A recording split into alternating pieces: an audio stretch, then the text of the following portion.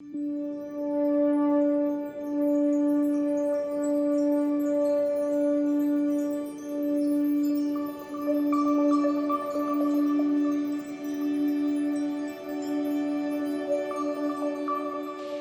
प्रिय बहनों और भाइयों, आपके इस स्नेहपूर्ण और जोरदार स्वागत से मेरा हृदय अपार हर्ष से भर गया है।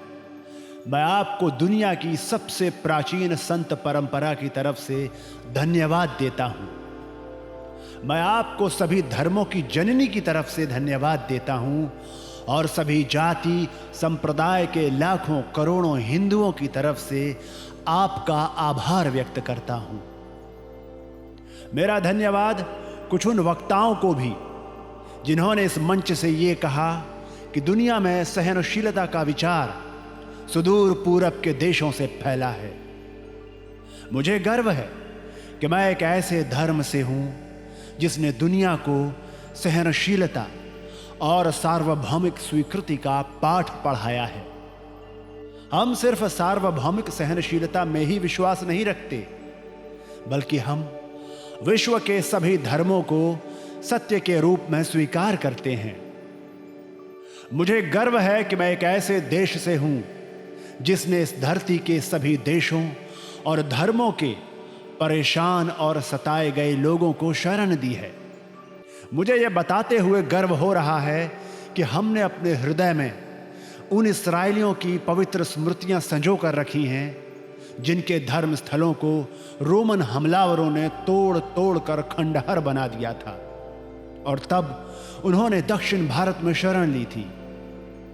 मुझे इस बात का गर्व है कि मैं एक ऐसे धर्म से हूं जिसने महान पारसी धर्म के लोगों को शरण दी और अभी भी उन्हें पाल पोस रहा है। भाइयों, मैं आपको एक श्लोक की कुछ पंक्तियां सुनाना चाहूंगा जिसे मैंने बचपन से स्मरण किया और दोहराया है और जो रोज करोड़ों लोगों द्वारा हर दिन दोहराया जाता है। ये यथा माम प्रपद्यन्ते तांस तथैव भजाम्यहम् मम वर्मानुवर्तन्ते मनुष्याः पार्थ सर्वशः। इसका भावार्थ है कि जिस तरह अलग अलग स्रोतों से निकली विभिन्न नदियां अंत में समुद्र में जाकर मिलती हैं, उसी तरह मनुष्य अपनी इच्छा के अनुरूप अलग अलग मार्ग चुनता है। वे देखने में भले ही सीधे या टेढ़े मेढ़े लगे, पर सभी भगवान तक ही जाते हैं। वर्तमान सम्मेलन, जो कि आज तक की सबसे पवित्र सभाओं में से है, गीता में बताए गए सिद्धांत का प्रमाण है। जो भी मुझ तक आता है, चाहे वो कैसा भी हो, मैं उस तक पहुंचता हूं। लोग चाहे कोई भी रास्ता चुने, आखिर में मुझ तक ही पहुंचते हैं।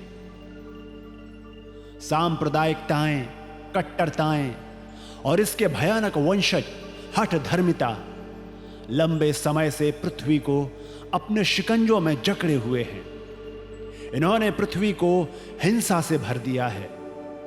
कितनी बार ही ये धरती खून से लाल हुई है, कितनी ही सभ्यताओं का विनाश हुआ है और न जाने कितने देश नष्ट हुए हैं। अगर ये भयानक राक्षस नहीं होते तो आज मानव समाज कहीं ज्यादा उन्नत होता, लेकिन अब उनका समय पूरा हो चुका है। मुझे पूरी उम्मीद है कि आज इस सम्मेलन का शंखनाद सभी हठ धर्मिताओं, हर तरह के क्लेश, चाहे वे तलवार से हों या कलम से, और सभी मनुष्यों के बीच की दुर्भावनाओं का विनाश करेगा।